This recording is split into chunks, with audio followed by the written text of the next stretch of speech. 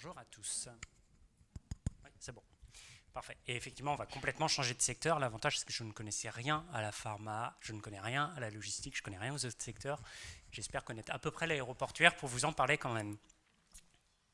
Parfait, merci. Alors, contrairement à l'intervention de tout à l'heure pour Sodexo, j'ai beaucoup de slides. Je vous rassure, je ne vais pas tous les présenter, sinon on y est encore à minuit. Par contre, l'avantage, c'est qu'ils sont publics, donc vous pourrez les récupérer. Voilà. L'idée est la suivante. En l'occurrence, le petit nom de code, on a tous, vous l'avez vu, nos plans stratégiques qui font référence à des horizons 25, 30, 35, 50, etc. Nous n'échappons bien sûr pas à la règle. 2025 Pioneers, c'est le nouveau plan stratégique du groupe ADP. Et en l'occurrence, on a mis la RSE au cœur de cette stratégie, d'où la référence au 2025 Pioneers for Trust. La notion de confiance étant bien sûr essentielle pour que les passagers continuent à prendre l'avion. Parfait. Alors, en préambule, peut-être que certaines parmi vous sont également concernés. Hein. On est passé à la moulinette de la fameuse raison d'être. Nous avons notre raison d'être. D'accueillir les passagers, exploiter, imaginer l'aéroport de demain. Le mot, je pense, le plus important dans l'histoire, il y a la notion d'international, je vais en toucher un mot. Il y a surtout la notion de responsabilité, de durabilité. Et durabilité sur toute la composante de notre métier, donc aussi bien en exploitation. On exploite aujourd'hui 28 aéroports dans le monde, mais également en phase de conception, puisqu'on a aussi une activité d'engineering aéroportuaire. Et donc c'est bien sur les deux métiers qu'on se doit d'avoir cette performance de durabilité.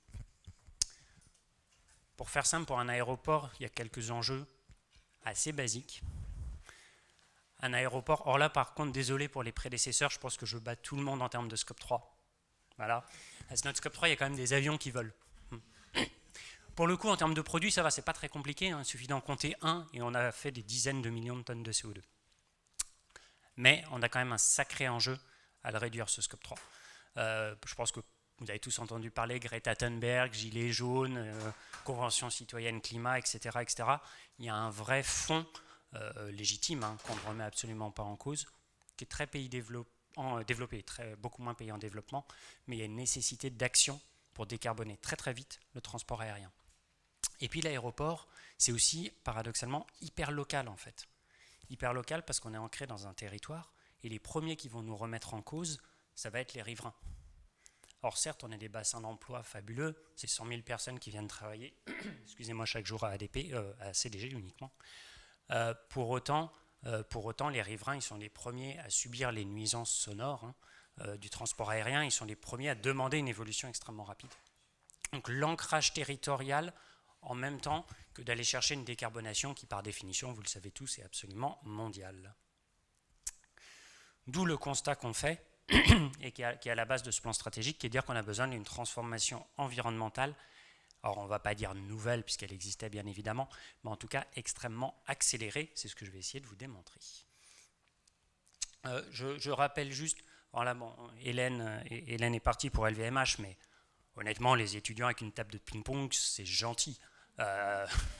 Venez chez nous voir les opposants au transport aérien, ils ne jouent pas au ping-pong. Hein. Ils arrivent dans les assemblées générales avec des grandes pancartes en marquant non au terminal 4, ils font sortir les élus des salles. Ils ne jouent pas au ping-pong. Voilà. Donc il y a un vrai enjeu quand même d'acceptation du transport aérien et qui est encore plus vrai depuis la séquence Greta Thunberg et compagnie et qui est encore plus vrai également avec le Covid. Le transport aérien qui a été accusé de tous les maux, d'avoir propagé, ce qui est certainement pour partie vrai comme tout mode de mobilité, hein, d'avoir pour partie propagé le Covid. Bon, à contrario, et on voit bien tous les paradoxes, heureusement qu'il y avait le transport aérien au moment où il fallait finir les masques de Chine ou d'autres régions du monde, sinon on aurait été bien embêtés. Voilà. Hop, ça je vais sauter pour gagner un petit peu de temps. De toute façon, je vais surtout m'attarder en fait sur la partie environnementale, c'est toute une stratégie RSE. Je ne vais pas vous faire un cours de RSE, tout le monde connaît ça par cœur. Mais donc bien sûr, on parle des différents piliers de la RSE. Hop, on va aller à l'essentiel. Voilà, c'était ceci que je souhaitais vous montrer. Alors, la partie environnementale. Alors, je vais faire un tout petit coup de rétroviseur. Ça, c'est notre ancienne politique. Je vous la montre, vous pouvez l'oublier. Alors, elle n'était pas mauvaise, hein, ce serait manquer déjà de reconnaissance du travail de mes prédécesseurs, et puis surtout omettre qu'il y a toute une partie qui est toujours valable. Pourquoi je dis ça? Parce qu'en fait, cette précédente politique, elle avait comme caractéristique, bon, d'être très centrée sur la France. Ok, c'est bien, de toute façon, c'est là qu'on a l'activité essentielle, mais elle était aussi très centrée sur la performance opérationnelle, sur les domaines où on est directement en responsabilité. Donc finalement, on va aller traiter les actions d'économie d'énergie, de décarbonation de manière générale, essentiellement sur le scope 1, scope 2. On va aller traiter des sujets de réduction des consommations d'eau, de comment on peut avoir une action de préservation de la biodiversité localement en opération sur nos plateformes, etc. etc. Je force un petit peu le trait, mais vous aurez bien compris que c'était une logique très opérationnelle sur notre périmètre, où on a directement une capacité d'action. Donc ça, bien évidemment, ça reste valable. Il est hors de question d'arrêter ces actions-là sur lesquelles on a un devoir d'exemplarité.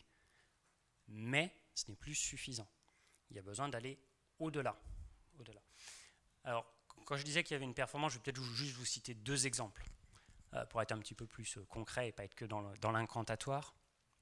Alors la biodiversité, je fais un pas de côté, ce n'est pas directement le climat qui est plus la suite de mon propos, mais néanmoins, vous donner un exemple de ce qu'on appelle l'excellence opérationnelle quand on parle de biodiversité. Un aéroport, ça accueille des avions. Bon, jusque-là, je ne vous apprends pas grand-chose. Il y a une exigence, la première des priorités, même si mon rôle, vous l'avez compris, est de plaider la parole et la cause environnementale, il reste que la première des priorités, c'est de ne pas avoir d'accident. Bien évidemment. La sécurité prime. Et en l'occurrence, une cause potentielle d'accident, c'est malheureux, mais c'est des collisions avions-oiseaux. Et ça existe, c'est pas un mythe. Et pour autant, une possibilité pourrait dire on détruit toute faune sur un aéroport, comme ça on n'est pas embêté. Okay, c'est pas vraiment la philosophie. Donc on a l'intention de maintenir une qualité de biodiversité faune-flore extrêmement riche. On a facilement 800 espèces différentes sur nos plateformes. Et en même temps, on veut maintenir cette biodiversité, elle va attirer un certain type de faune, et on ne veut pas non plus avoir un effet où on se dit bon, on va tout résoudre à coup de produits phytosanitaires, comme ça on attire juste ce qui nous va bien et c'est bon. Non. Donc en fait, on a trouvé un moyen de concilier préservation de la biodiversité, opération sans produits phytosanitaires sur tout l'entretien de nos espaces verts, c'est plusieurs fois le bois de Vincennes en équivalent de surface, donc il y a quand même, voilà, de quoi faire, et bien évidemment pas d'accident, sinon vous seriez au courant. Voilà. Donc c'est ça ce type de savoir-faire que je citais et qu'on veut absolument préserver et essaimer. Okay. Alors ensuite j'en viens à ma notion d'accélération. Dans des présentations qu'on fait en interne chez ADP, j'aime bien le mettre pour les présentations comme j'ai là ou aux investisseurs, il paraît que c'est trop technique. Vous connaissez peut-être une publication qui s'appelle La Grande Accélération. Si vous ne connaissez pas, je vous invite à en prendre connaissance. C'est assez pédagogique, je trouve. C'est scientifique, mais très pédagogique. Et si vous êtes un peu fanat ou si vous avez des enfants, ça marche très bien. C'est actuellement à la Villette. À la Villette, vous l'avez, qui est représentée. Donc c'est en fait une représentation de comment toute l'activité humaine a induit une accélération de les émissions de gaz à effet de serre, l'acidification des océans, la montée des eaux, la déforestation, je vous fais la liste, voilà, elle est très très longue. Et de toute façon, la courbe, c'est pas très compliqué. En fait, voilà, vous avez fait la courbe, okay, sur toutes les métriques. Donc il y a une accélération évidente des pressions environnementales. Et notre point de vue, c'est qu'il n'y a qu'une seule réponse possible à ça, c'est une accélération de l'ambition environnementale du monde des entreprises pour y répondre. Alors pareil, je ne vais pas vous citer tous les exemples, sinon on va y passer trop de temps. Je vais plutôt me centrer sur le carbone, vu que c'est l'objet du jour. Donc historiquement, qu'est-ce qu'on peut faire, comme tout un chacun? Action d'efficacité énergétique, bien évidemment, recours aux énergies renouvelables. Alors, vous avez pu voir, historiquement, on a énormément diminué les émissions de CO2 internes d'un acteur comme ADP, si je parle de Paris, en investissant dans des assets géothermiques, dans des centrales biomasse. On a d'autres actifs géothermiques à venir. On a aujourd'hui, pour le coup, je pense qu'en scope 1-2, on est déjà assez bas. On doit être à 50-60 000 tonnes de CO2 par an à Paris. Et très rapidement, on s'est le baissé à moins de 20 000 sans grande difficulté, en ayant recours essentiellement à des actifs renouvelables, comme dit. Pour aller plus loin, en fait, on voit l'accélération. Le message que j'essaie de faire passer, c'est vraiment à partir de 2020. Fin 2019, début 2020 et a fortiori 21-22, en même temps qu'on avait un effondrement du trafic aérien du fait du Covid, on a eu une accélération des sujets particulièrement innovants pour montrer qu'on pouvait aller plus loin et embarquer en plus notre chaîne de valeur.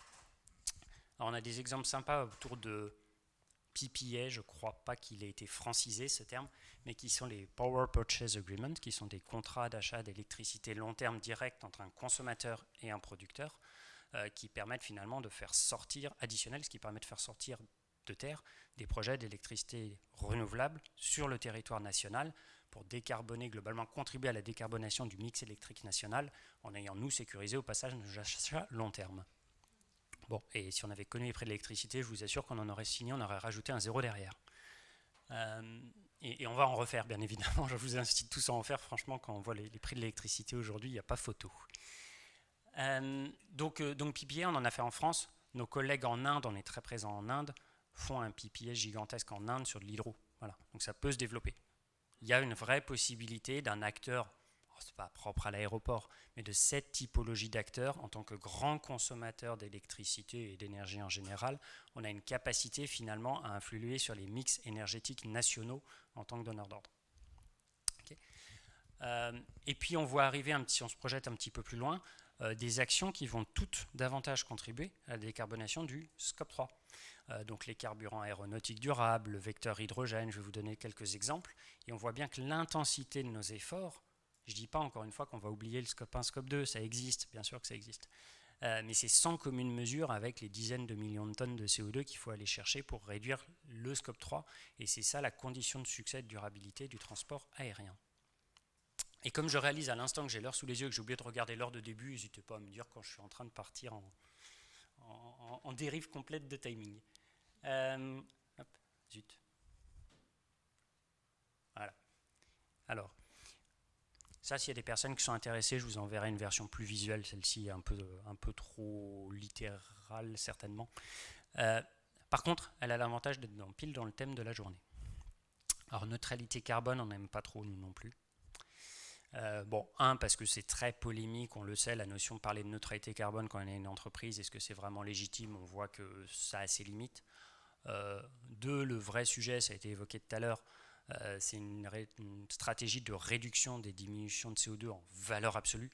Et en aucun cas, pour le coup, on ne raisonne pas en unité de valeur ou autre. On parle bien aujourd'hui, dans le domaine aéroportuaire, en tout cas chez ADP, des diminutions des émissions de CO2 tout court.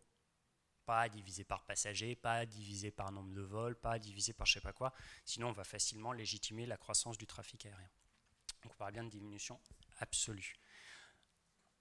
Ensuite, la neutralité carbone, si c'est aller mettre quelques euros dans de la compensation et ne pas faire des projets ENR, franchement, on a vite fait le choix. Donc ce n'est pas la priorité. Par contre, ça a un sens pour parler à un écosystème. Cette notion de neutralité, même s'il peut être débattu.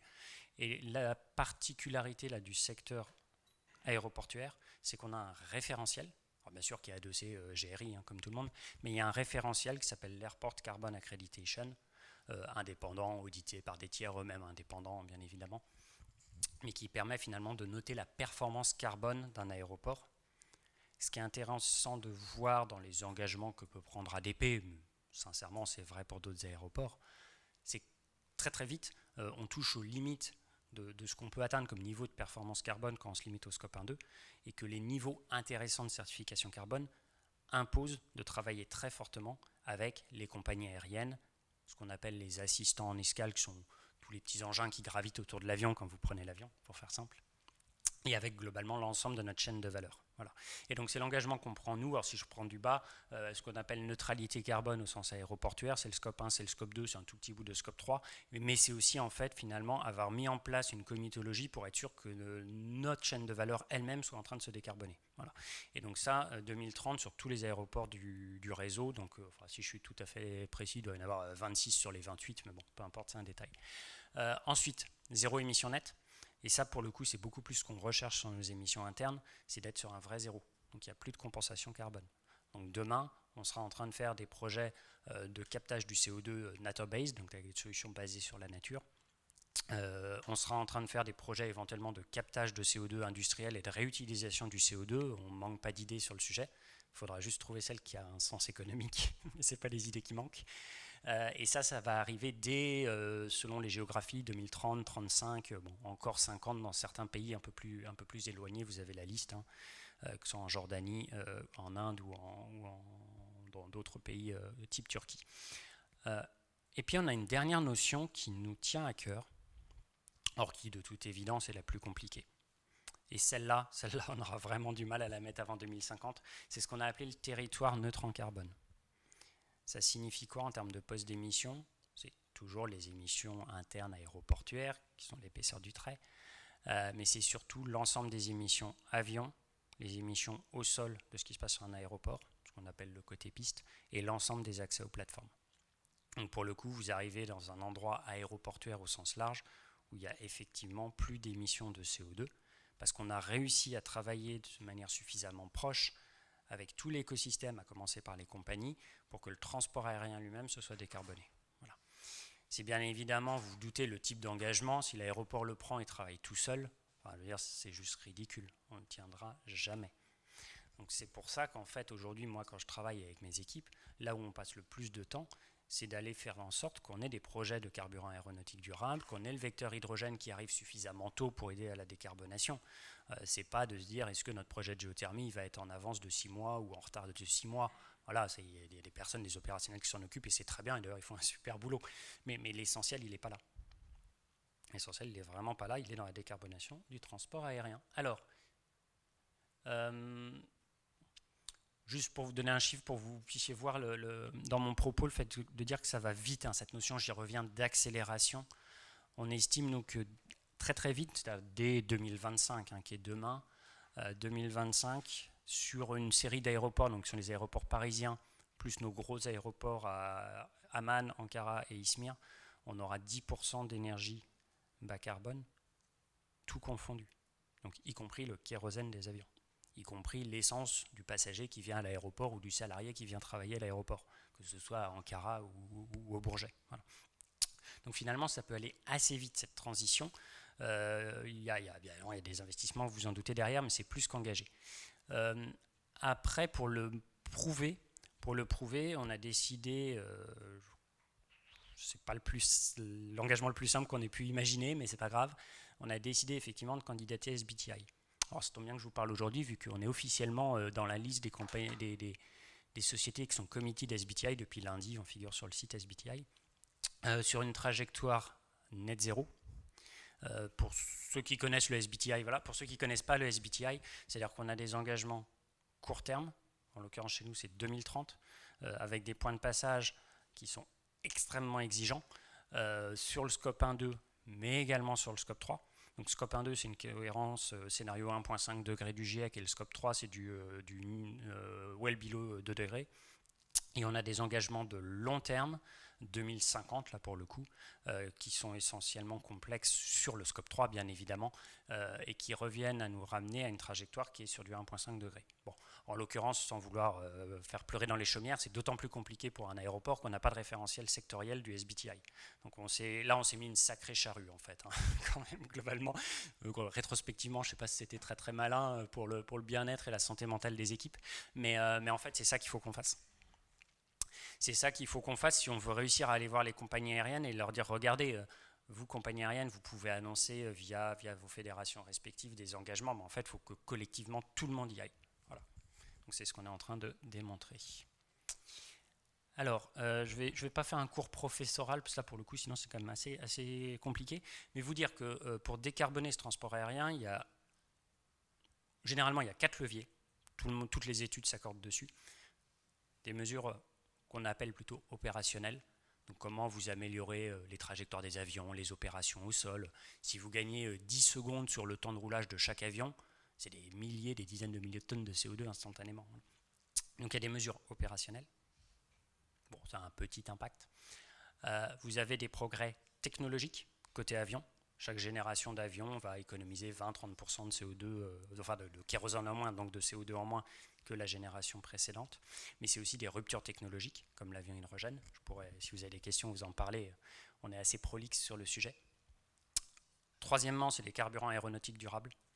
Donc ça, finalement, c'est un kérosène qui est soit qui provient de la nature, hein, qui est biosourcé à partir de déchets, de résidus, etc., soit qui est synthétique, en produisant, en reconstituant la molécule de kérosène à partir d'éléments de CO2 et d'hydrogène. Et puis enfin, si je veux être tout à fait précis dans mon exposé, vous avez des mesures de marché, hein, des mesures de compensation qui viennent bien évidemment en dernier recours. Donc s'il y a un message à retenir, c'est qu'il y a quand même les carburants aéronautiques durables. C'est le sujet ultra prioritaire pour réellement décarboner le transport aérien. Et 2, c'est les innovations technologiques qui vont venir, et notamment l'avion hydrogène. Les carburants aéronautiques durables, il y en a déjà. Ça, c'est la bonne nouvelle. La mauvaise, c'est qu'il y en a de l'ordre de 0,05% ou quelque chose comme ça dans le monde. Donc il y a encore un petit peu de chemin. Mais il y en a déjà, y compris en France, où on a un mandat d'incorporation depuis janvier. C'est pas forcément hyper connu, mais en France, on a déjà un mandat. À l'échelle européenne, dès que le trilogue aura fini de se mettre d'accord entre la Commission, le Conseil et le Parlement européen, on aura des mandats, et tant mieux, c'est très très bien, à l'échelle européenne. Il faut qu'ils soient bien calibrés et bien accompagnés, mais ça donne un bon signal pour voir les usines sortir de terre. Et en pratique, à Paris, on a le Bourget, ok, c'est un cas particulier, mais on a au Bourget déjà 2 de nos 3 producteurs de fuel qui ont des taux d'incorporation extrêmement élevés, de l'ordre de 30%, 25-30%. Donc aujourd'hui, 2 tiers des avions qui partent du Bourget, enfin je simplifie, mais en tout cas avec 2 des 3 fournisseurs de pétrole du Bourget, vous avez des taux d'incorporation déjà extrêmement élevés. Voilà, donc ça pour dire que ce n'est pas un sujet d'après-demain, c'est déjà ce qui se passe aujourd'hui, ces carburants aéronautiques durables. Bon. Et puis vous avez l'hydrogène. Alors l'hydrogène, c'est une réalité de court terme, tant qu'on parle des usages au sol.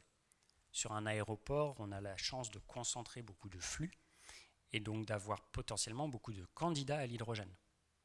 Tout ce qui roule, pour faire à peu près simple, et où la solution électrique n'est pas forcément la solution préférentielle. Voilà. On dit comme ça, c'est pas la petite Kangoo, bien évidemment, ou la Zoé maintenant, ou là ce que vous voulez. C'est plutôt des engins capacitifs qui vont tracter, pousser des avions, déplacer éventuellement des chariots bagages. Ça peut être des bus du transport de passagers, ça peut être le monde de la logistique qui est à côté des aéroports. Voilà, c'est tous ces engins-là qui sont éligibles à l'hydrogène. Donc on a une possibilité de faire rentrer le vecteur hydrogène pour accélérer la décarbonation et ne pas dépendre que du seul vecteur électrique. Et en même temps préparer le coup d'après, qui est l'avion hydrogène, qu'on envisage très concrètement avec Airbus à partir de 2035, des avions court, moyen, courrier qui fonctionnent à l'hydrogène liquide. Il y a un petit défi quand même industriel et côté avionneur et côté aéroport pour avoir l'usine hydrogène. Voilà. Pour tout vous dire, alors là, j'ai pas le slide là, je ne vais pas vous le montrer, mais s'il y a des questions tout à l'heure, on pourra en parler. Nous, on a fait les études de préfaisabilité des usines hydrogène. On a quand même déjà été très très loin pour vérifier la faisabilité. On a fait ça avec Airbus et avec Air Liquide. Aujourd'hui, on a développé un savoir-faire avec Air Liquide. On a d'ailleurs encapsulé dans une JV pour aller le vendre au passage, quand même tant qu'à faire. Mais il y a une capacité réellement à faire de l'engineering d'usine hydrogène au milieu d'un aéroport. Oups, pardon. Alors normalement, la slide d'après, si j'y arrive, va parler d'une autre facette du CO2. Non, vraiment, j'y arrive pas. Ah, voilà. Ah non, ouais, ça je vous ai déjà dit, l'hydrogène, pardon, j'ai été biodiversité, hop, je saute, voilà, c'était celle-ci. Je vous ai beaucoup là parlé du CO2 en phase d'opération. Donc opération par un acteur aéroportuaire, où on a des terminaux, des hôtels, des bâtiments de bureaux, voilà, qui consomment de l'énergie, il faut essayer de minimiser tout ça. Je vous ai beaucoup parlé du CO2 en phase d'exploitation par nos tiers, que sont les compagnies aériennes ou les différents acteurs qui travaillent sur la plateforme. Mais il y a bien évidemment un autre poste de CO2 essentiel. Je reviens à mon introduction. On a un autre métier, on est aménageur. En général, quand on rajoute une route ou un bâtiment, il y a quand même un peu de carbone derrière. Donc il y a tout ce contenu carbone de la construction, qui est un sujet, tout le monde sait qu'il existe. Mais alors là, je suis 1000 fois d'accord avec tous les intervenants précédents. Celui-là, pour le quantifier, bon courage. On a fait des tentatives sur la base des facteurs d'émission de la base carbone de l'ADEME. Bon, on voit que ce n'est pas parfait, hein. Mais il n'est pas négligeable.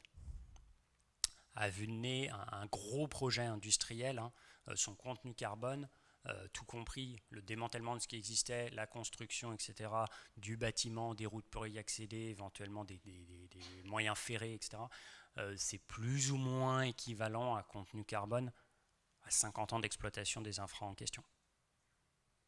Donc en fait, c'est pas mal de le réduire. On économise un équivalent d'années d'exploitation rien qu'en travaillant le contenu carbone. Donc du coup, le message qu'on porte aujourd'hui, quel est-il ? Et c'est pas juste de la com, pour être très clair, entre nous, bon, voilà. On va construire moins.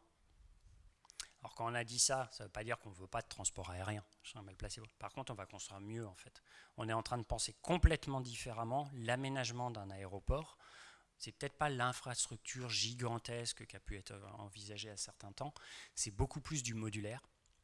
C'est beaucoup plus des constructions qui vont bien sûr pouvoir être progressives dans le temps pour s'adapter à l'augmentation de trafic et de capacité en privilégiant du bas carbone. Ce qui concrètement, et ça pour le coup on l'assume vis-à-vis des investisseurs, unitairement ça coûte plus cher. Donc on construira plus cher. Mais comme on aura besoin, si on le fait bien, de construire moins, in fine déjà en coût complet, on pense qu'on s'y retrouve.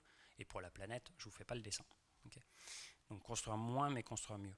Ça, c'est vraiment une facette du carbone que parfois les gens oublient. Enfin, entre nous, non, mais le grand public oublie. Et pour autant, elle est super importante. Okay. Voilà, ça, je vous épargne la pub internationale, puisque j'avais essayé de respecter la consigne, de garder un peu de temps pour les questions-réponses. J'espère que j'ai réussi. Mais il doit rester un petit peu de temps. Ah, parfait.